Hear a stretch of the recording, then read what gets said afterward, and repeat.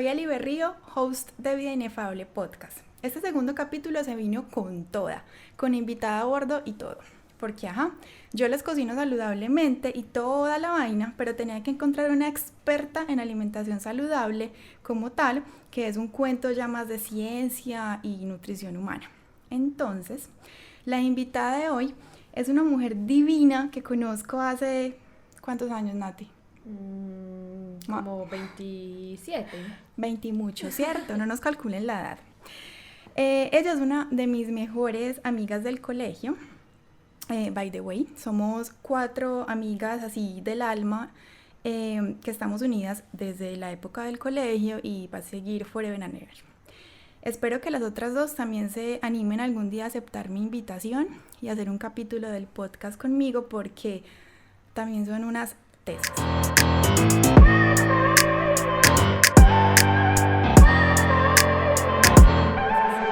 Y bueno, les contaba que Nati, nuestra invitada especial de hoy, vamos a hablar con ella de alimentación saludable. Ella es una retesa, es nutricionista de la Universidad de Antioquia, nuestra alma mater. Yo estudié comunicaciones allá, en la UdeA también, y fue una época súper alucinante, súper llena de contrastes. Después incluso podría hacer otro capítulo de este podcast con el combo mío de comunicaciones de la UdeA para contarles varias anécdotas que nos sucedió. Bueno, Nati es nutricionista, es magíster en ciencia y tecnología de alimentos y tiene un proyecto súper bacano que se llama Centro de Nutrición Natalia Zuluaga. La encuentran en Instagram como @Centro de Nutrición CO. Igual yo les voy a dejar toda la información de ella en los comentarios para que busquen el perfil y chismoseen y todo. Nati también es profe y lidera o coordina proyectos súper bacanos en la Universidad CES, aquí en Medellín, y también atiende consultas particulares de nutrición en su consultorio, en donde las personas que van, ella les crea un plan de alimentación así súper único y realmente que sea como seguible y no súper restrictivo, que la gente deje a la semana porque pues se cansó. Entonces la idea es que ustedes vayan a la nutricionista, ella ahorita nos va a explicar todo y ya luego vienen donde mí para ayudarles a crear esos platos saludables así en un 2x3 con base en ese plan nutricional que Nati les diseñó. Entonces así tendremos la combi completa. Bueno, aparte de todo esto que ya les conté, Nati es una mujer divina, es mamá de 2 gatitos, uno está aquí, ojalá ahorita nos salude, y la otra llegará por allá en octubre, entonces va a ser una familia gatuna. Y también Nati tiene un hobby delicioso, ella es repostera. O sea, díganme si no hay un olor más delicioso que el olor de algo recién horneado, un pan recién horneado, una torta, o sea, Dios mío, esta casa debe oler demasiado rico. Yo me babeo por una torta de ella que no me hace hace como 50 siglos, que es una torta de chocolate con relleno de frutos amarillos, la cosa más, Dios mío, adictiva del mundo. Pero bueno, ya les hablé mucho yo, creo que ya es hora de que Nati nos salude. Nati, hola. Bienvenida a Vida Inefable Podcast. Espero que esta sea la primera vez de cientos que nos sentemos aquí parchadas a conversar de cualquier tema del mundo mundial, porque creo que tenemos 1000 temas. Bueno, yo no quiero, Nati, que esto sea como una conferencia así súper académica, súper rígida, súper científica, sino que sea como una conversación entre tú y yo, como amigas, que van a escuchar muchos amigos al otro lado de este micrófono. Y te voy a ir haciendo como variada pregunta que tengo yo de alimentación saludable y que recopilé de preguntas que tienen mis seguidores. Lo que hice fue como recopilar las que ellos me escribieron y te voy a contar como las que se repitieron más, ¿cierto? Y esa será como la dinámica. Entonces, Nati, tu misión será responder las preguntas lo más espontáneo posible, lo más coquito posible, sin mucho tecnicismo, pero pues tampoco, sin perder el glamour. Y como contándonos las experiencias que se te ocurran así espontáneamente en ese momento, porque pues ya llevas bastantes añitos ejerciendo tu profesión. Entonces, hola, salúdanos. Bueno, hola a todos. Muchas gracias, Mona, por esa invitación y sí que sea el primero de muchos podcasts y me encanta este nuevo proyecto que tienes, que le pones el alma y se te nota el amor por todo esto que estás haciendo. Ay, gracias. Bueno, Nati, la primera es, dime en 5 palabras simples qué es una alimentación saludable. No tienen que ser 5, si son más o menos está bien. ¿Qué es alimentación saludable? Bueno, una alimentación saludable es aquella que es variada, que es equilibrada, que es inocua, y esto quiere decir que no esté contaminada ni tenga microorganismos que puedan afectar nuestra salud. Ok. También adecuada a las costumbres, o sea, muy individualizada a esas costumbres que tenga el consumidor. Y algo súper importante es que sea incluyente en todos los grupos de alimentos, que no sea restrictiva, sino que responda a esas necesidades nutricionales que tenga cada persona. Ok, ¿cuáles son los grupos de alimentos? Bueno, en grupos de alimentos nosotros podríamos distinguir en Colombia, o en Colombia se dividen en lácteos, que ahí incluimos la leche, los quesos, las bebidas fermentadas, que son los yogures. Tenemos los cereales, plátanos y tubérculos, que es lo que coloquialmente llamamos harinas. Entonces, en los cereales, por ejemplo, está el arroz, en los tubérculos está, por ejemplo, la papa, y en los plátanos, pues está el plátano, el guineo. Otro de los grupos son las grasas. Dentro de esas grasas, entonces, hay las de origen animal y las de origen vegetal. Están también los azúcares y dulces, pues que digamos es el grupo que más tratamos de restringir en alimentación. Ahorita de pronto podemos profundizar un poquito más. Frutas y verduras, otro grupo supremamente importante. Las carnes, que dentro de las carnes, por esa característica de aportar proteína, en muchas ocasiones también se incluyen allí las leguminosas, que las leguminosas son los granos, frijol, garbanzo, lentejas, que hay que distinguir claramente esa diferencia que hay en la calidad de proteína, pero por las dificultades que hay en muchas poblaciones en poder comprar la carne, claro, esta leguminosa también la podemos tomar en este grupo. O sea, como vemos, la alimentación humana es una cosa maravillosa. Ahorita, Nati, cuando hablemos de los azúcares, nos cuentas de tu endulzante, para que no se nos olvide, que no lo había anotado aquí entre mis notas. Bueno, la segunda, dime como 3, 4 razones por las que uno va a consulta donde un nutricionista, porque creo que un pensamiento súper común alrededor de esta profesión es que uno va cuando tiene esos kilitos de más, de los cuales se quiere deshacer, pero pues yo creo que la nutrición humana va mucho más allá de solamente el peso o la talla. Sí, la nutrición debería ser incluso una materia que veamos desde el colegio, es nuestro diario vivir. Todo el día nos estamos alimentando para poder obtener esa energía que necesitamos para nuestras actividades diarias. Entonces deberíamos ir a un nutricionista todos, ¿sí? Incluyéndome, porque no puedo ser mi propio médico, pero conocer qué es lo que necesitamos y cómo traducir eso en alimentos es supremamente importante. Cualquier desequilibrio que nosotros tengamos en esa alimentación se va a ver reflejado en problemas de salud. Total. Otra de las razones es cuando tenemos alguna condición fisiológica o alguna enfermedad específica. Por ejemplo, cuando ya aparece, lamentablemente, la idea sería prevenir mediante esa asistencia inicial donde un nutricionista, pero bueno, cuando ya está instaurada la enfermedad, es fundamental hacer modificaciones en la alimentación. Entonces, cuando hay diagnósticos, por ejemplo, de hipertensión, diabetes, o situaciones tan comunes hoy en día como un colon irritable. Y otra de las razones es en condiciones como el embarazo, en donde cambian notablemente las necesidades nutricionales. Ya no es solo la mamá la que se debe alimentar, sino que tenemos un chiquito en esa barriguita que también debe recibir todos los nutrientes necesarios. Y nos podríamos quedar aquí diciendo cuántas personas deberían asistir al nutricionista. Ojalá todos tuvieran un plan de alimentación individualizado para que puedan responder a esas necesidades. Nati, se me ocurre, por ejemplo, yo en este momento tengo un problema y es que se me está cayendo el pelo de más, o sea, literal, como que en la cuarentena me cojo una cola y veo como unas entraditas acá que me asustan un montón. ¿Cuál sería el paso a paso? Primero tengo que ir donde un dermatólogo, que es el médico de la piel, del pelo y la uña y toda la vaina, o primero donde un nutricionista, ¿cuál sería como el paso a seguir más idóneo? Porque yo obviamente creo 1000% en que los alimentos sanan. Sí.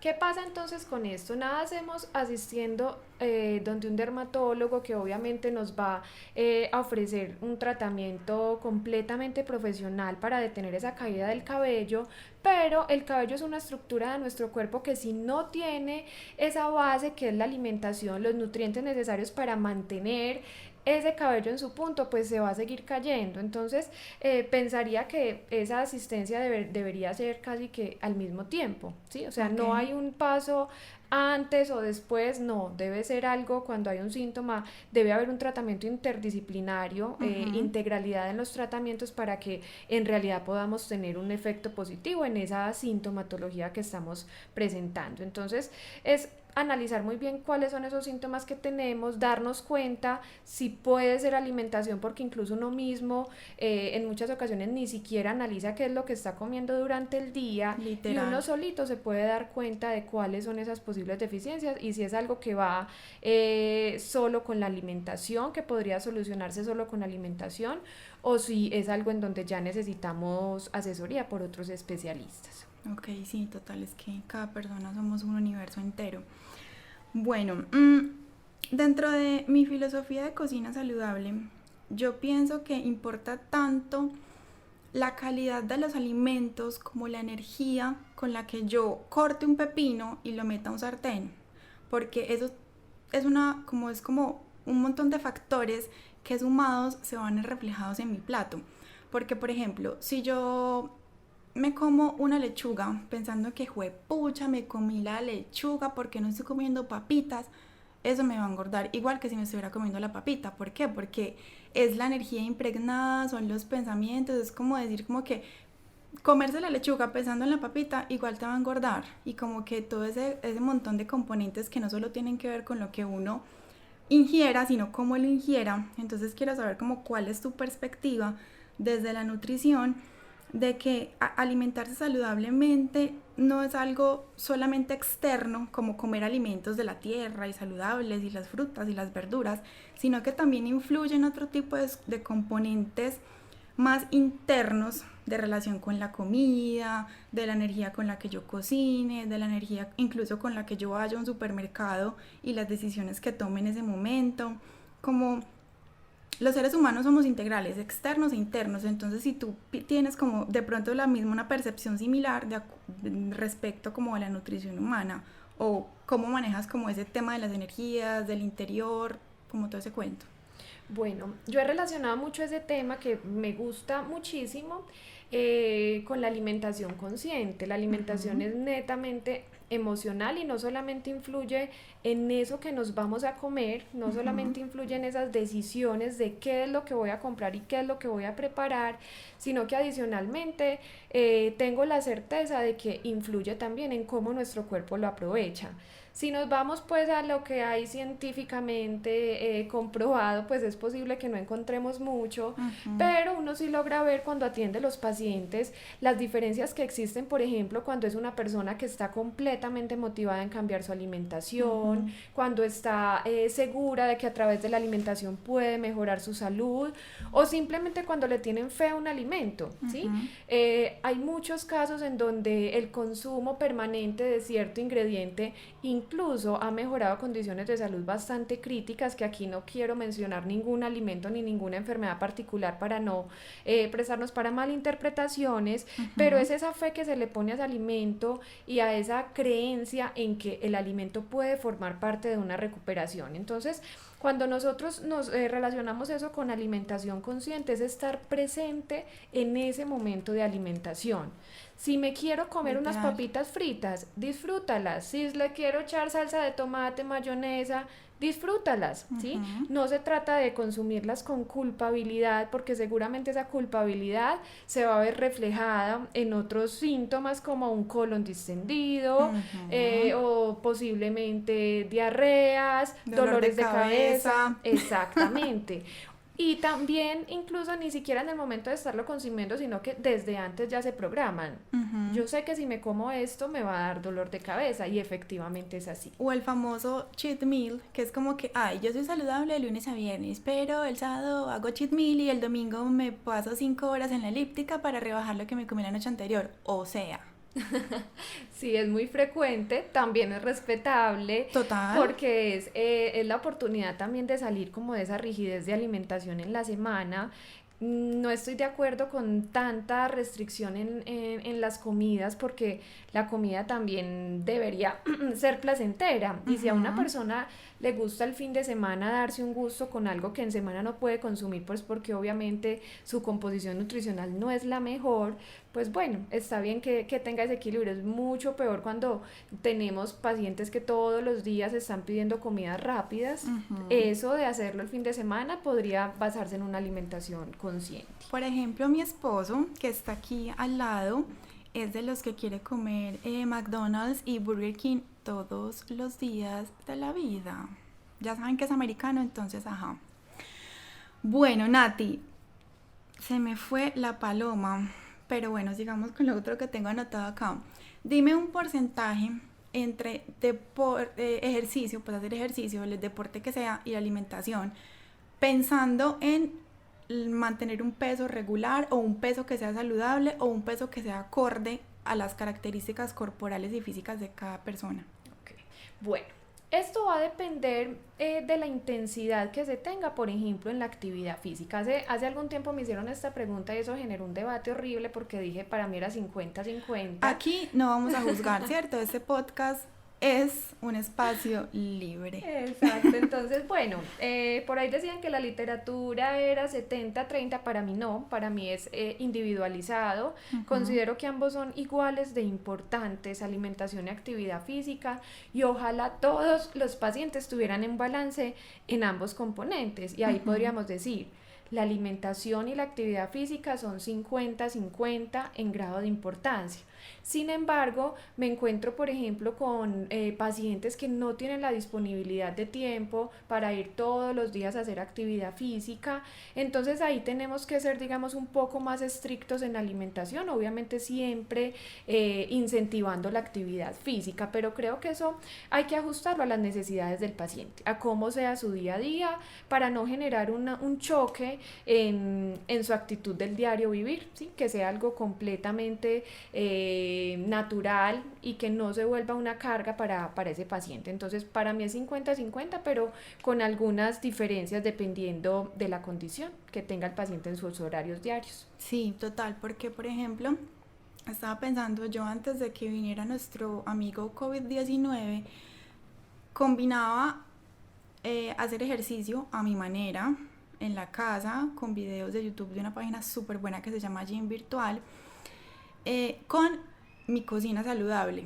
Y digamos que siempre he mantenido en mi peso desde que superé toda la avalancha, después de que llegué de vivir en el extranjero, que llegué como una bolita rodante. Entonces, antes de la cuarentena, digamos que lo lograba combinar. Durante la cuarentena empecé vida de casada, bla, bla, bla. Eh, volví, o sea, no volví a hacer ejercicio así súper constantemente y llegó un punto en el que ya no hacía nada, pero mi alimentación siempre se mantuvo igual o mi cocina siempre fue como igual a lo que he comido hace 5 años.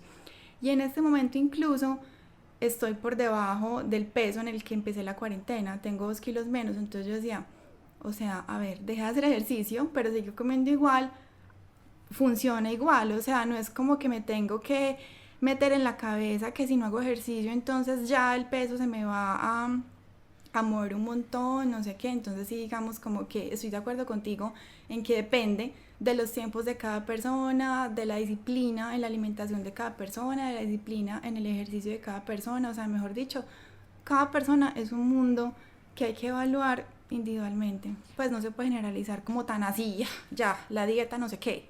Exacto, Mona. Y también que se debe tener en cuenta que no somos solo peso. Nuestro Ujú, cuerpo está compuesto por músculo, grasa, hueso, agua. Entonces pensar solo en el peso es como si fuéramos un único material. Y en ujú. realidad cuando hay movimientos en el peso y nos basamos únicamente en ese indicador, ahí nos quedamos sin saber qué es lo que está pasando. Bueno, ¿será que es Ujú. que estoy perdiendo masa muscular? ¿O será que es que sí, efectivamente estoy perdiendo grasa, que sería lo ideal? Cuando uno se ve como flacidita, ¿eso qué es? Eso significa que estamos perdiendo masa muscular, usualmente es esto. Literal, o sea, ese sí es el cambio que he notado en el cuerpo. No, mi peso está bien, he bajado incluso de peso, pero sí, la flacidez, pues, Dios mío, la gelatina andante, cosa que no me pasaba cuando estaba juiciosa entrenando 1 hora al día. Exacto, y ese es uno de los beneficios de la actividad física y es la composición corporal. Y es no pensar solo en el peso, sino llegar a un buen equilibrio entre la masa muscular y la masa grasa. Ok, no, perfecto, Dios mío, qué aprendizaje. Bueno, dentro de las preguntas que me hicieron los seguidores en Instagram, recuerden que en Instagram me encuentran como @eli.berriob, las dos con B de Bogotá. Me preguntaron mucho, Nati, por los superfoods o superalimentos. Em, yo, por ejemplo, cuando voy a mercaditos saludables, escojo más como que por intuición, por sabor, pensando como en las recetas que puedo crear con ese superfood, pero realmente porque son súper. Bueno, los superalimentos es un término que ha surgido en nuestro diario vivir tratando de mencionar aquellos que tienen alguna propiedad específica en Ujú, salud, que se les ha reconocido algún beneficio, ¿sí? ujú, En esos términos, si nos vamos a esa definición, pues la mayoría de alimentos son superalimentos y empecemos por ujú. frutas y verduras que tienen unos componentes Maravillosos. súper importantes, ¿sí? Que la gran mayoría de ellos podrían agruparse como antioxidantes, pero precisamente hace unos días que estábamos escribiendo un libro para la universidad leyendo sobre esos ingredientes llamados superalimentos en donde se menciona la maca, la quinoa, Ujú. el centeno, el amaranto, todos estos ingredientes, revisando esa evidencia científica que hay sobre el efecto en salud, lo que uno encuentra es que tienen componentes muy similares a la papa, a la yuca, al arroz. A lo Entonces, normalito. exactamente, a lo normal, sino que se les empieza a dar un valor, se empiezan a enaltecer de una forma que ya todas las personas empiezan a consumirlo y se vuelven populares. Ujú, Entonces ahí mi mensaje es, todos los alimentos, aquí sí hago fuerza en aquellos alimentos que son naturales, ¿sí? No ujú. procesados, sino naturales, van a tener ingredientes, o no ingredientes, perdón, componentes que son fundamentales para procesos en nuestro organismo. Entonces todos pueden ser superalimentos. Sin embargo, la aparición de esos nuevos ingredientes lo que nos ha permitido es mejorar una de las características de alimentación saludable que te mencioné al inicio y es la variedad. Ujú. Cuando aquí consumíamos couscous, No, eso never in the life. ni siquiera se O conocía y sea, todavía muchas personas la no primera lo vez conocen. que bueno, conocí, no, yo sabía que existía, pero que lo consumí fue en Londres. Y desde que llegué hace 3 años, yo no lo he consumido acá. Y me gustó mucho, pero es como algo como que, no sé. A mí me encantó, pero la verdad no lo preparo mucho, solo con mi amigo David, si me escucha por ahí, Hola, hola.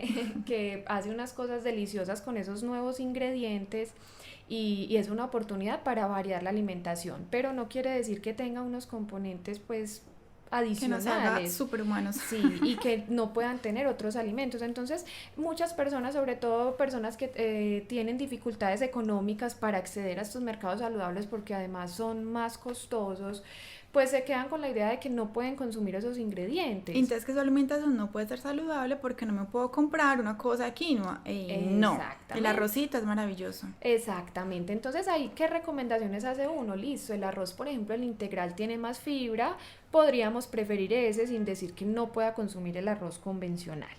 Son más recomendaciones desde lo tradicional, como recuperar también esos ingredientes tradicionales, invitando a la variedad, a esas nuevas oportunidades que hay. Exacto, como todo en la vida, el éxito y el secreto está en la variedad, está el placer. Muy O bien. sea, Y así funciona también para la calidad nutricional. Ok, bueno, Nati, ¿qué onda con el tema de si es o no más saludable ser vegetariano que ser omnívoro, por ejemplo? Ayer, pensando como en las preguntas que te iba a hacer, aprendí de una amiga del trabajo, hola Caro, si nos estás escuchando, que no somos carnívoros porque eso implicaría que solo comeríamos carne all time, sino que realmente somos omnívoros porque comemos como de todito, incluida esa carne animal. Por ejemplo, eso era una cosa que yo no sabía. Yo hubiera dicho, Nati, ¿por qué no somos carnívoros? Entonces, ¿qué onda? Como que si es más saludable o no ser vegetariano que ser omnívoro. Bueno, em, ¿qué dice la evidencia? Y perdón que yo hable aquí tanto de la evidencia, pero soy profe, entonces, bueno, Obvio. ¿qué es lo que dice la evidencia? Cuando nosotros tenemos una dieta omnívora balanceada, ¿sí? Es Ujú. decir, que no se exceda ningún nutriente, podemos tener exactamente las mismas condiciones nutricionales que un paciente que es vegetariano. ¿Qué es lo que pasa? Cuando nosotros hablamos de vegetarianismo, pues nos encontramos de una persona que tiene un consumo muy elevado de alimentos de origen vegetal, que son los que más tienen esos compuestos que les mencionaba ahorita, que son compuestos antioxidantes, fibra, además pues de la infinidad de vitaminas y minerales que vamos a encontrar allí. Cuando uno ve el estilo de vida de una persona vegetariana, no solamente es la alimentación alta en frutas y verduras y en general productos de origen vegetal, sino Ujú. que uno se encuentra que es una persona que tiene hábitos de meditación, que tiene hábitos de yoga, que son Sí. activos físicamente. Entonces, todo ese componente de salud mental nos va a ayudar directamente en la prevención de muchas enfermedades y eso también ya está más que comprobado Ujú. con investigaciones y es que la salud mental ejerce un papel fundamental en prevención de enfermedades. Entonces no es como tal la práctica del vegetarianismo, sino el estilo de vida completo. Si Literal. yo a un omnívoro le sumo que consuma buena cantidad de agua, que haga actividad física, que tenga buenas porciones de frutas y verduras en su alimentación diaria, que no consuma frituras o muchas frituras. ¿Estás escuchando, Eliud? ¿Qué está Mi diciendo? esposo. Ah, muy bien. Él quiere ahorita vamos a salir a comer y seguro quién sabe a dónde iremos a ir con el Entonces, es más ese balance que hay en todo el componente de estilo de vida. Es una decisión en donde Perfecto. hay que tener acompañamiento.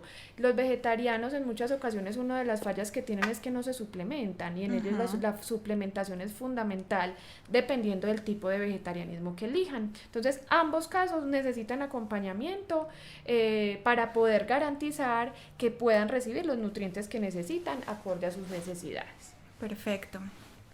Bueno, ahora vamos con el tema aquel de las leches vegetales versus las leches animales, porque ahora están de moda que los lácteos de búfala, que de cabra, que porque son mejores que las de la vaca, pobre vaquita. Entonces, ¿cuál es tu percepción frente a este tema? Muy bien. Bueno, entonces empecemos diciendo que la leche viene de una teta, ¿sí? Ujú. O sea que las bebidas vegetales son mal llamadas leches vegetales. Literal. Las vamos a llamar siempre bebidas vegetales. ¿Se llaman leche porque son blancas o qué? ¿Quién se lo inventa? No sé, tal vez. Pero sí, realmente la leche es solamente de origen mamífero, ¿sí? Ujú. Y las bebidas vegetales, pues pueden provenir de cualquier vegetal. ¿Qué diferencia hay? La primera, dependiendo del origen de esa bebida vegetal, pues va a depender la composición. No es lo mismo yo hablar de una bebida de soya, hablar de una bebida de arroz. Ujú. El arroz naturalmente, ¿qué es? Son carbohidratos, harinas, ¿sí? Para Ujú. llamarlo coloquialmente. La soya que tiene carbohidratos, pero adicionalmente tiene proteína y esto va a mejorar su calidad nutricional. Ujú. Entonces, si nosotros comparamos la calidad nutricional entre las diferentes bebidas vegetales, en términos de proteína, la mejor de ellas sería la bebida de soya porque es una proteína más completa. Ujú. Sin embargo, no es comparable con una leche proveniente de mamíferos, porque cuando nosotros hablamos de proteína, de calidad proteica, la proteína es como una cadenita, imaginémonos una cadena, y esa cadena tiene que estar completa. Si le falta alguno de los aritos a Ujú. esa cadena, ya deja de ser una proteína de buena calidad. ¿Qué le pasa a las bebidas vegetales? Le falta alguna de esos aritos de la cadena, entonces ya nuestro cuerpo no lo asimila como una proteína completa. Ok. ¿Sí? O sea que no nos va a servir para esos procesos, por ejemplo, de formación de masa muscular. Ujú. Adicional a esto está el tema del calcio. Las leches, la leche, es una de las principales fuentes de calcio, y si nos ponemos a revisar el contenido de calcio que hay en alimentos de origen vegetal, sí, efectivamente vemos que la almendra tiene calcio, que las nueces también lo contienen, pero ahí no nos dice, por ejemplo, que hay unos componentes que se llaman componentes antinutricionales que inhiben la absorción de ese calcio, o sea, está, pero no lo aprovechamos. Entonces, nutricionalmente siempre será mucho más recomendado el consumo de leches de mamíferos por esa calidad de nutrientes, en donde los más importantes son proteína y calcio. Y whatever si es de vaca, de cabra o de búfala. Hay diferencias también, por ejemplo, la de búfala es más alta en grasa, es una leche que es, incluso si uno la prueba, se siente y se Grasosilla. siente grasosita, incluso de allí es que sale el queso mozzarella que estira, Rico. y es precisamente por la cantidad de grasa que logra estirar. ¿Qué pasa con esas grasas? También ya se han hecho varios estudios en donde se ha visto que hay unos componentes, se llaman unos compuestos bioactivos, que son como fracciones de esa proteína, en donde en los algunos estudios han mostrado que tienen beneficios, en realidad son muy contradictorios. ¿Qué recomendación se hace en cuanto a esas leches? Pues que sean bajas en grasa preferiblemente, porque la grasa de la leche es principalmente grasa saturada, que hasta el momento es la que más se ha relacionado con enfermedad cardiovascular. Entonces, si yo todo el día tomo lácteos enteros llenos de grasa, pues posiblemente voy a tener efectos negativos en salud. La de cabra, una de las diferencias es el tamaño de la proteína. Entonces, la proteína son como como unas bolitas, imaginémonos como unas perlas. Las perlas de la leche de vaca, o sea, el tamaño de esa perla es mucho, perdón, de la leche de vaca no, sino la de cabra, es mucho más pequeña que la leche de vaca. Y al ser una proteína con ese glóbulo, así se llama, glóbulo de proteína, al ser más pequeño, pues tiene mucha mejor digestibilidad, ¿sí? Entonces hay mejor tolerancia. Ahí es donde radica la diferencia, pero si nos ponemos a mirar calorías, proteína, grasa, carbohidratos, podríamos decir que es muy similar con respecto a la de vaca. Ok, perfecto. Bueno, ahora el tema en torno a eliminar el arroz y comer más quinoa o avena o cualquier otro cereal, ¿se llaman? Sí, podríamos llamarlo cereal. Porque pues todos son considerados harinas y yo pues no entiendo por qué como que satanizamos tanto el pobre arrocito que tantas alegrías nos puede dar, que es lo más asequible. Entonces, si yo tengo un plato de quinoa y tengo un plato de arroz, ¿realmente eso qué? Bueno, ambos son harinas, sí, están dentro de ese grupo de cereales, como lo has dicho, con algunas diferencias pequeñas. Por ejemplo, la quinoa sí tiene un poco más de proteína en cantidad, pero si me voy a mirar la calidad, volvemos a lo mismo que estábamos diciendo de la leche, no es de la mejor calidad. Entonces la quinoa la han recomendado porque tiene más proteína, pero ¿de qué nos sirve que tenga más proteína si no la vamos a aprovechar como tal, como una proteína completa? Entonces, finalmente termina siendo un carbohidrato como el arroz. La quinoa tiene un poco más de fibra, es cierto, pero esa fibra perfectamente podemos obtenerla consumiendo más cantidad de frutas y verduras, ¿sí? Entonces no hay mucha diferencia entre ellos. ¿En qué podría haber diferencia? Pues ahorita está de moda el tema del gluten, que es un tema de moda, no es cierto, y es que algunos cereales tienen compuestos similares al gluten, ¿sí? Que ahí podemos encontrar el trigo, la avena, la cebada y el centeno. Esos cuatro se caracterizan por generar sintomatología en personas que son intolerantes al gluten. Entonces ahí uno les recomienda otros cereales para evitar esas intolerancias. Pero que quede claro que incluso en este momento más o menos el porcentaje de población que tiene intolerancia real. Exacto, intolerancia real, es el 1% de la población. Pues eso es nada. O sea, acuérdense que si se van a comer un pan pensando en que eso los va a explotar, seguramente van a sintomatizar eso en un dolor de cabeza, en un dolor abdominal. Entonces simplemente es como, relájese, disfruta el pancito. Muy bien. Bueno, y con el tema de los granos, que es como relacionado con esto, que, ay no, que yo me como unas lentejas, unos frijoles y eso me hincha, que no comerse el mismo agua en el que uno remojó el grano, que no sé qué, que se debe comer granos una vez a la semana, no, que mejor cada 15 días, no, que mejor elimínelo. Y es verdad que si comemos granos acompañado de arroz, entonces ahí ya tenemos una proteína vegetal completa. Bueno, entonces en los granos se caracterizan por ser muy altos en fibra, lo que es frijol, garbanzo, Ujú, lenteja y la soya, que algunas personas lo consumen preparado como si fuera frijol.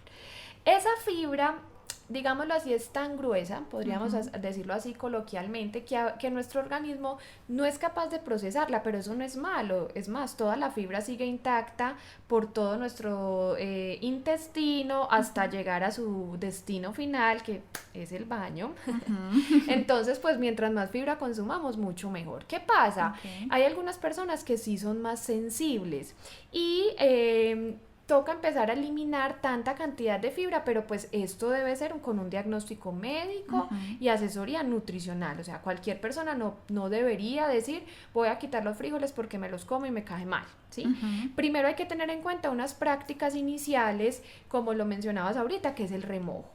Además de esa fibra que tienen los frijoles, hay unos componentes que también son componentes antinutricionales, que se llaman incluso factores flatulentos, Ujú, peditos. exactamente. Entonces, estos compuestos se eliminan a través del remojo. Ujú, En el remojo, la recomendación es, usualmente uno hace el remojo, supongamos yo voy a hacer mañana frijoles, entonces hoy desde la noche los pongo a remojar ujú. y al otro día debo botar esa agua. ¿Por qué? Porque es que en esa agua quedan esos factores flatulentos. Seguiré con mi término técnico. Y por eso debemos eliminarlo. Cuando hay personas que son muy sintomáticas, incluso se recomienda hacer un doble remojo. Entonces, si yo Ujú, mañana los voy a consumir, hoy desde por la mañana los debí haber puesto a remojar, ajá. hoy en la noche cambio el agua Y y mañana vuelvo. antes de prepararlo retiro el agua. Ok. Nosotros normalmente hacemos esto con los frijoles porque es un grano muy duro, entonces Ajá. pensamos que es para que ablande. No, esto deberíamos hacerlo con las lentejas, con los garbanzos, también para eliminar esos compuestos. Ok. Y es verdad que si yo como granos con arroz, tengo una proteína completa o eso qué. Bueno, si recordamos ahorita lo de la cadenita, Ajá. entonces, ¿qué pasa con esa cadena? La cadena del frijol le falta una de esos aritos y ese Ujú. arito lo tiene el El arroz, ¿sí? arroz. Entonces, cuando yo los combino, eso hace que la proteína sea completa. Sin embargo, no tiene que ser arroz. Es Ujú. cualquier otro cereal, entonces yo podría mezclarlo con quinoa, Ok. con cebada, con productos derivados del trigo. Ok. Importante tener en cuenta y es que hay una proporción específica dependiendo de los alimentos. Entonces, Ajá. esto, por ejemplo, lo saben mucho los vegetarianos y cuando ellos llegan a consulta dicen, ah, no, es que yo estoy combinando arroz con frijol, pero cuando uno mira la proporción de ambos ingredientes, pues es una cantidad de frijol enorme y No le arroz da larito. poquito, exacto, no le da el arito suficiente para completar la cadena. Entonces ahí es fundamental asesoría para poder definir las cantidades que se deben consumir. Si van viendo, pues, por qué quieren del nutricionista. Bueno, y Nati, ya tocas un poquito este tema, pero el tema del amado y del odiado pan y la harina de trigo y el gluten, los panes a base de otra cosa diferente a harina de trigo, ¿sí hacen realmente alguna diferencia a comprar un pan Bimbo blanco normal? Por ejemplo, un pan de avena o los que tienen como granos. Bueno, hay unos panes que son enriquecidos con fibra, pues que digo enriquecidos con fibras porque le pueden adicionar avenas en hojuela Ujú. o les pueden poner salvado de trigo. Estos panes que han sido enriquecidos con estas fibras, pues maravilloso porque nos permite aumentar el consumo de fibra en la población. Uno Ujú. normalmente en el día necesita 25 gramos de fibra y en promedio la población se consume 5. Es una diferencia alarmante y por eso es que tenemos tantas enfermedades como el cáncer de colon, Ujú. así que la fibra es muy importante incluirla en la alimentación. Cuando nosotros tenemos esos panes, listo, realmente se ve un beneficio. Pero Ujú. otra cosa es hablar de aquellos panes que venden ahora que son libres de gluten. No es necesario. Ok. No es necesario cambiar un pan que es con harina de trigo, cambiarlo por un pan que es A no ser que libre de tengamos esa gluten, enfermedad que no recuerdo el nombre. que se llama enfermedad celíaca. Esa. Exacto, que es que al reconocer es una alergia alimentaria, es decir, se genera una reacción Ujú. inmune a esa proteína que está presente no solamente en el trigo, sino avena, cebada O y sea, centeno. es como si fuéramos alérgicos a los mariscos o algo así, que uno se Perfecto. empieza a inflar o algo, que hay una reacción extrema, pues. Como, Exacto, ese es el mejor ejemplo, ¿sí? Pero cualquier persona puede comer el pan de harina de trigo. Ya si le gusta por variedad ujú. incluir esos otros panes, pues bienvenidos. Ok, y el tema de los azúcares. No lo tenía ni siquiera anotado porque yo creo que yo borré el azúcar de mi vida, pero no de la vida de mi esposo. Pero, como tú dijiste ahorita, de los componentes del pan, recordé que el pan que estoy consumiendo en este momento, que me sabe muy rico, dice libre de azúcar añadida. Ujú. Entonces, ¿qué onda con los azúcares? Y ahí, háblanos de tu endulzante. Bueno, entonces, ¿qué son los azúcares? Los azúcares se pueden, no, voy a hablar primero de los carbohidratos. Los carbohidratos se pueden dividir en dos grupitos. Uno de esos son carbohidratos complejos y Ujú, carbohidratos simples. ¿Qué son los carbohidratos complejos? Son en los que la estructura química es tan grande que el cuerpo tiene que, digámoslo así, trabajar mucho para poder aprovecharlo. Entonces se demora un poquito más esa absorción del carbohidrato. Esos son los ujú, complejos que son arroz, papa, yuca, etcétera. ok. Los carbohidratos simples son los que tienen una estructura más pequeña. ¿Eso qué quiere decir? Que yo me las consumo y eso casi que entra directo al torrente sanguíneo o a la sangre. Ok. Y eso hace que se eleven rápidamente los niveles de azúcar en sangre. Ujú, ¿Qué tiene que hacer el cuerpo? Responder. El cuerpo no se puede quedar con esa carga tan grande de azúcar en sangre y ahí aparece la insulina, que la produce el páncreas y la insulina lo que ayuda es a disminuir el azúcar en sangre. ¿Sí? ok. ¿Qué alimentos están dentro de esos azúcares simples con esa estructura pequeña? Pues básicamente azúcar o sacarosa, miel y panela. Entonces Ujú. ahora una de las prácticas es reemplazar siempre el azúcar por miel, pues realmente el efecto fisiológico va a ser el mismo, porque es un azúcar simple que se va a absorber rápidamente. Pero la miel viene de una abejita, el azúcar viene de un proceso procesado. O sea, Sí, al menos hay alguna diferencia en eso. podríamos hablar que es un producto natural, la Ujú, miel, ¿sí? Es un producto natural. Que lo industrializado sí siempre va a tener algún proceso químico, algún proceso en planta que nos va a traer ese producto ujú, industrializado.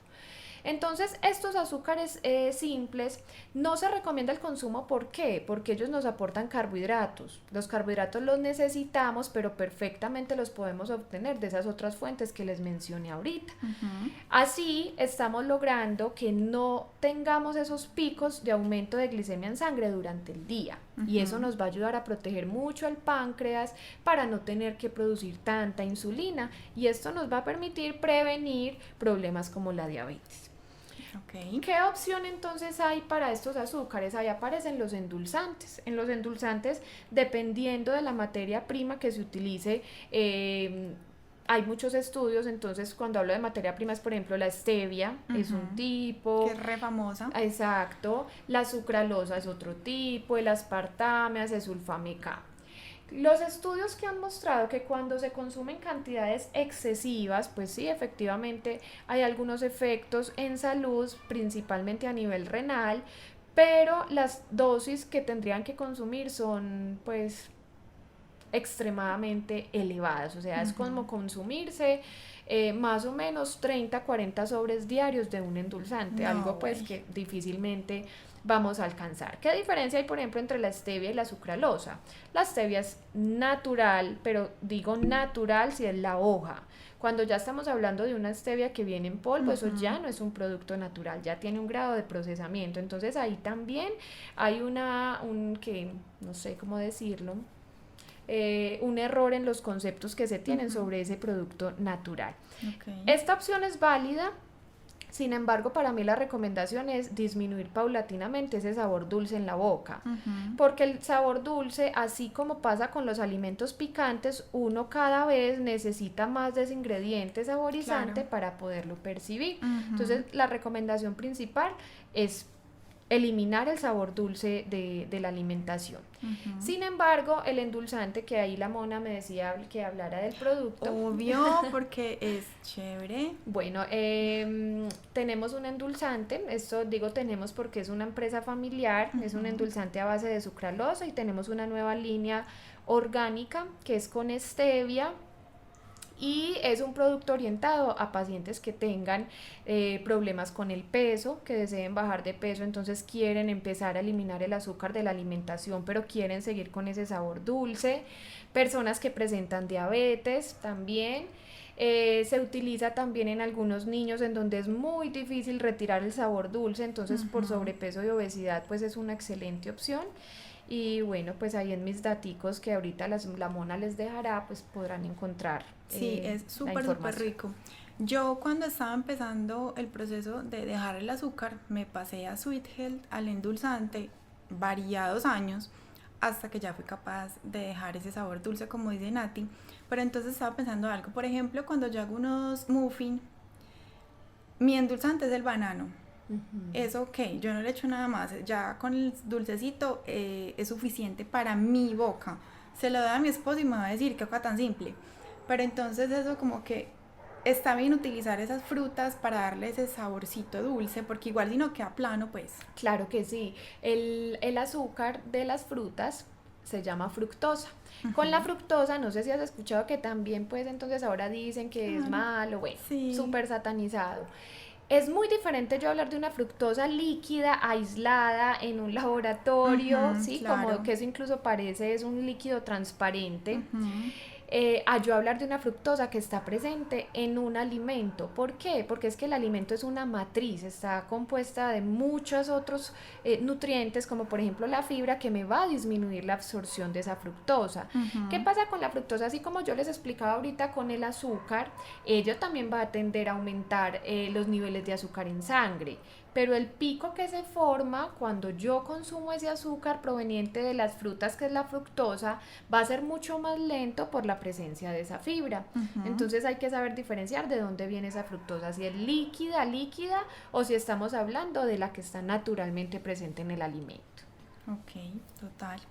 Bueno, y ya como para ir cerrando este podcast tan ilustrativo, llegamos como al meollo del asunto para mí y digamos que fue el tema por el cual decidí hace más o menos 5 años, un ejemplo puntual, dejar la salsa de tomate del supermercado y cocinarme una caserita.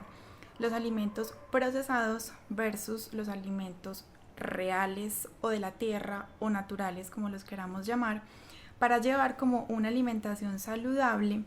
Es súper necesario excluir todo lo procesado o uno puede hacer un balance o qué onda con eso.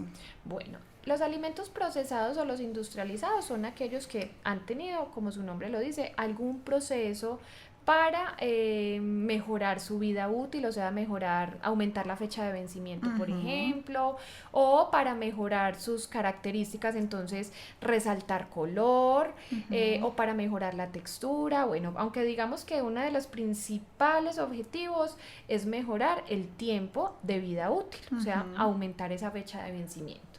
¿Qué se tiene que hacer para lograrlo?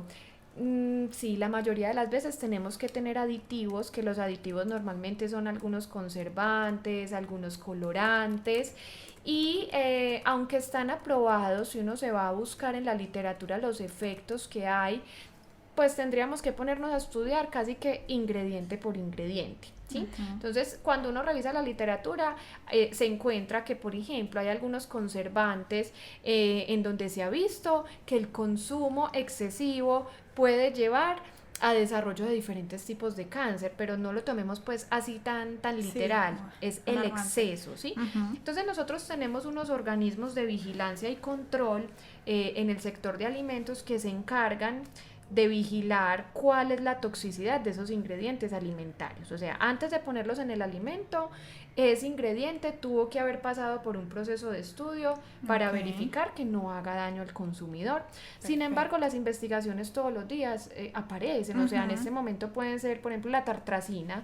Hasta cierto momento era probado, la tartrazina es el color amarillo que le ponían a los chitos, no sé si todavía a los boliquesos. A los boliquesos, exactamente, o el amarillo número 5, que hasta hace mucho tiempo pues no había evidencia de que generara daños en salud. Ahora sí, Entonces la evidencia se modifica constantemente, sobre todo con este tipo de ingredientes. La recomendación efectivamente es consumir alimentos más naturales porque no vamos a tener esas cosas extras que no Que necesitamos. no sabemos si hoy bien, pero dentro de 10 años, ay no, sí te podía dar tal cosa. Exactamente. Sin embargo, los alimentos industrializados también se convierten en una opción para personas que no tienen el tiempo para cocinar. Literal. Sí, han sido una opción incluso para aquellas personas que tienen enfermedades donde ha sido posible desarrollar productos más altos en fibra o donde se ha logrado disminuir el aporte de sodio. Entonces, no es verlos como enemigos, pero no excedernos en el consumo de ellos porque la industria está trabajando mucho. De hecho, he trabajado pues con varias industrias de alimento y conozco los esfuerzos que ellos hacen por mejorar el perfil nutricional de sus productos y están continuamente analizando esos efectos que tienen esos ingredientes para retirarlos. Ahora se habla mucho de la etiqueta limpia y es lo que está buscando la industria de alimentos, que es mientras menos ingredientes de esos raros tenga, pues mucho Que uno mejor. pueda leer y pronunciar. Exactamente. Algo así escuché alguna vez. Sí. Porque es que Nati, igual yo creo que todo es un proceso, como todo en esta vida. Para uno llegar del punto A al punto B, uno tiene que haber vivido, experimentado, probado y haber hecho conciencia de muchas cosas en su vida. Yo en este momento de mi vida, si me ponen una salsa de tomate o mi salsa mágica de tomates, que la receta está en mi Instagram, pues yo me decido por la mía, porque ya me casé con ese sabor, ya me casé con esos trocitos de tomates que quedan y ya no quiero la otra.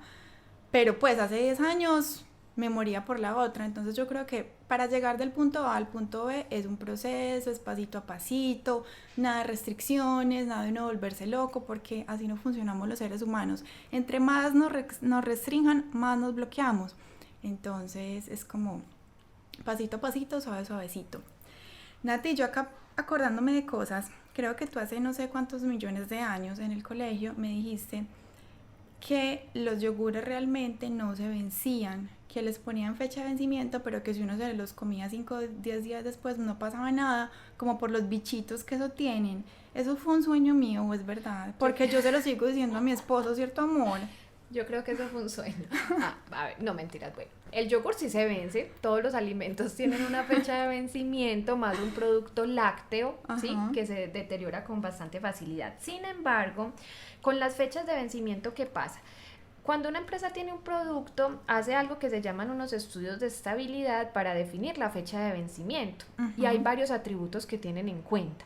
Entonces la fecha de vencimiento no es que solamente evalúen si crecen o no microorganismos o bichitos, sino que también evalúan si hay cambios en el color, si hay cambios en la textura, si hay cambios en el olor. Te pongo el ejemplo clásico de las galletas que me encanta ponerlo.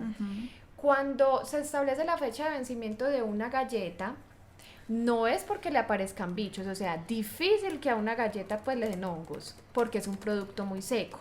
¿Qué es lo que le pasa a la galleta que tú dices que ya se dañó?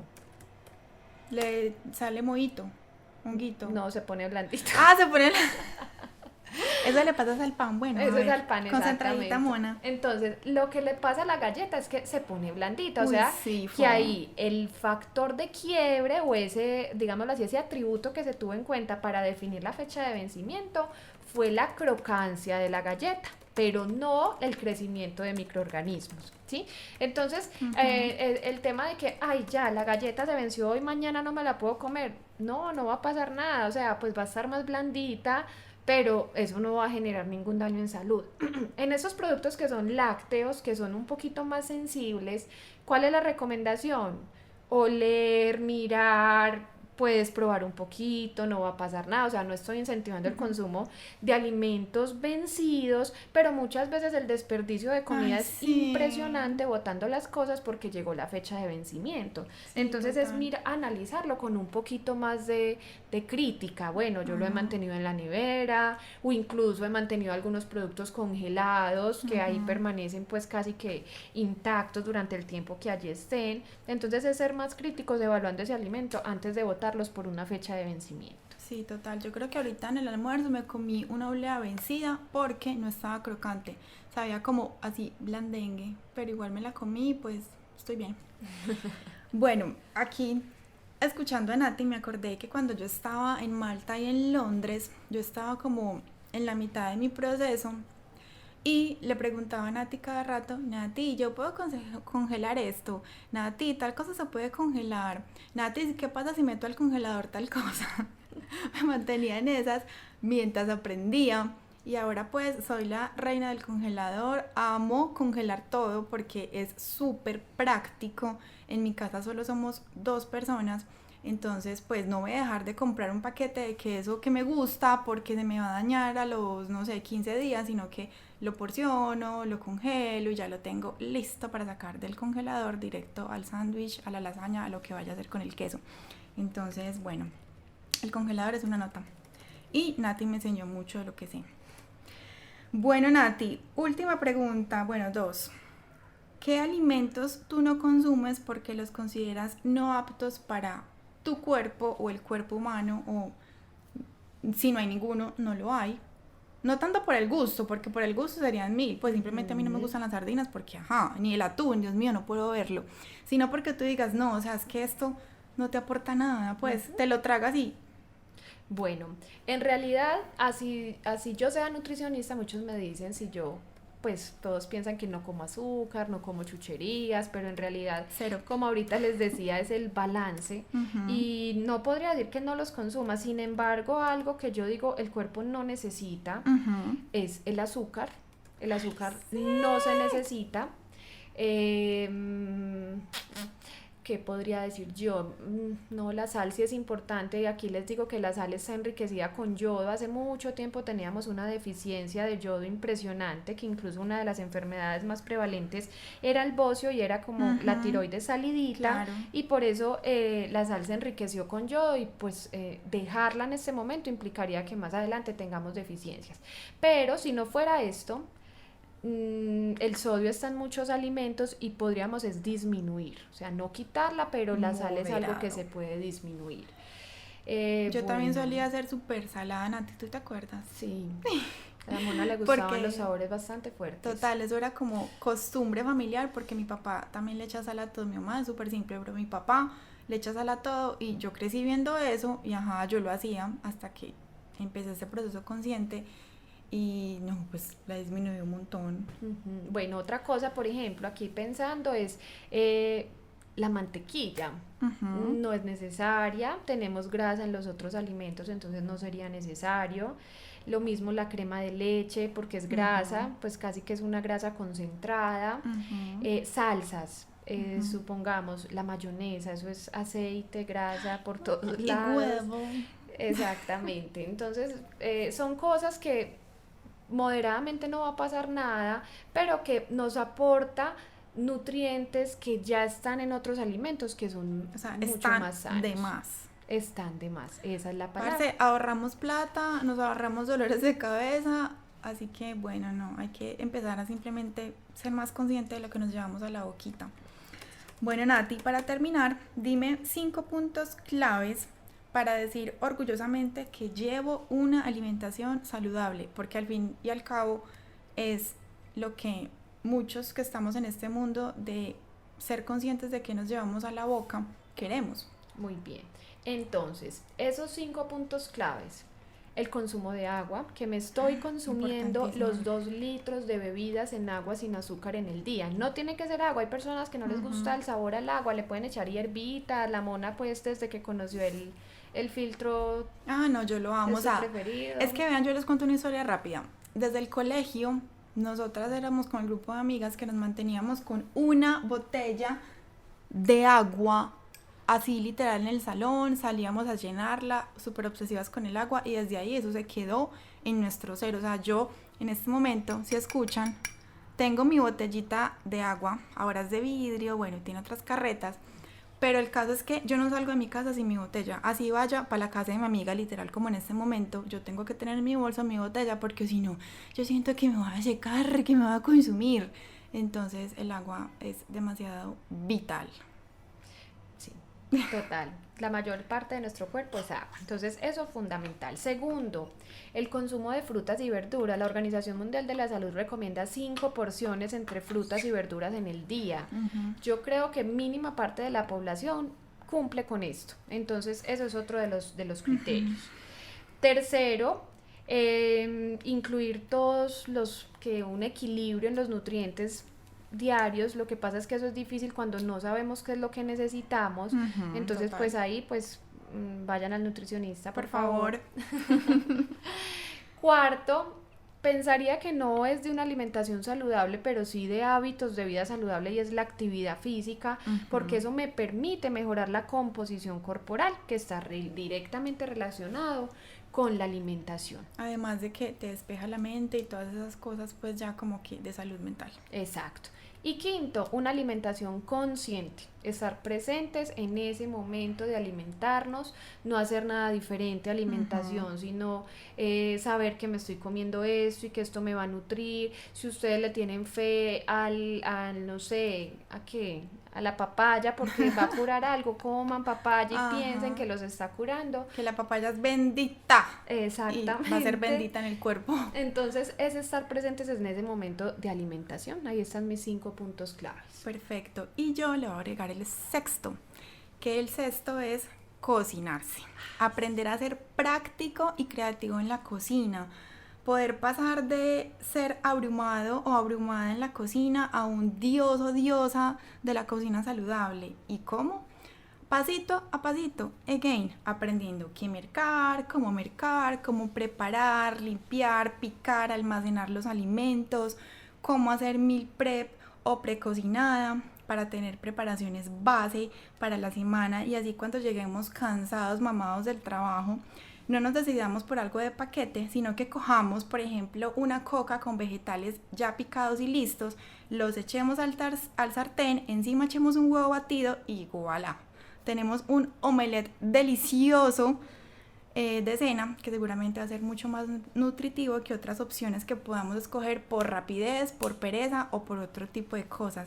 Entonces, bueno, nada, les recuerdo que seguramente si van a mis historias un domingo, van a ver que es meal prep o precocinada, @eli.berrio, B, las dos con B de Bogotá. Porque sí, definitivamente, como dicen a ti, todo es un equilibrio, todo es un balance, y me encanta lo que ella dijo de estar presentes, ser conscientes del momento en el que nos metemos algo a la boca o en el que ponemos algo en un sartén, en una olla.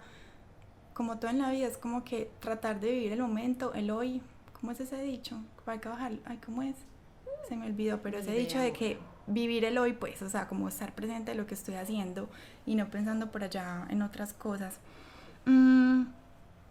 Bueno, no, Nati, mil gracias por todo. ¿Tienes algo más que decir? No, ¿Algo más que contarnos? Gracias. Bueno, quería contar la historia de la torta de chocolate con la salsa de frutos amarillos. Imagínense que esa torta fue un reciclaje. Ay, pero pues me sobraron Dios pedazos de mío. torta de una torta que había hecho. Esa salsa de maracuyá era una mezcla de maracuyá, uchuva que había hecho para un cheesecake, y tenía un ganache ahí de chocolate hecho, y dije, jue madre, pues no puedo botar eso, va a ser una torta. ¿Esa torta para qué fue? No me acuerdo. Yo creo que fue un cumpleaños incluso tuyo. Bueno, no sé, no me acuerdo. En todo caso, pues fue la sensación. O sea, la sensación del bloque, y que como todos los grandes inventos de la historia, salen de errores, de combinaciones, de rapidez, pero Total. es delicioso. O sea, ella algún día va a volver a retomar su repostería, que la tenía pero la dejó. Ella la va a retomar y yo les voy a contar y ustedes van a probar esa torta. ¿Está bien? Claro que sí, ese es mi sueño más próximo. Bueno, no, si llegaron hasta aquí, mil gracias por escucharnos todas estas súper anécdotas, todo lo que aprendimos con Nati. Nati, gracias. Recuerden seguirnos a cada una en nuestras redes sociales. Este podcast está disponible en iTunes Podcast, en Google Podcast, en Spotify, en mi canal de YouTube, que me encuentran como Eli Berrio B, las dos con B, Bogotá. Y no, los invito como a transitar por este camino hacia la alimentación / cocina saludable, porque pues nosotras, Nati y yo, ya lo estamos recorriendo y estamos aprendiendo de caídas, de sentadas, de volver a pararnos, pero les podemos como compartir los tips y los aprendizajes de precisamente esas caídas que hemos tenido, para que sus caídas no sean tan duras, para que su camino hacia realmente alimentarse / cocinarse saludablemente fluya mucho mejor. Y lo más importante desde mi perspectiva de la cocina saludable, que ayudarles a que ustedes encuentren en ese momento de cocinarse a sí mismos un espacio de expansión, de abundancia, hasta de terapia interior, porque realmente si uno invierte en uno mismo, que es como invertir en su mundo interior, pues todo eso, toda esa inversión se va a ver reflejada en ese mundo exterior, que es el que vivimos como todos a diario. Entonces nada, gracias Nati, gracias a todos por escucharnos. Nati, te quiero y te admiro un montón. Y si han sido locamente por volver a probar esa torta, ya no vamos a hablar más de la torta porque me dio hambre. Bueno, no, hasta la próxima, chao, y nos vamos a comer perrito callejero porque este podcast lo estamos grabando un sábado por la noche. Así que ajá, bye. Chao.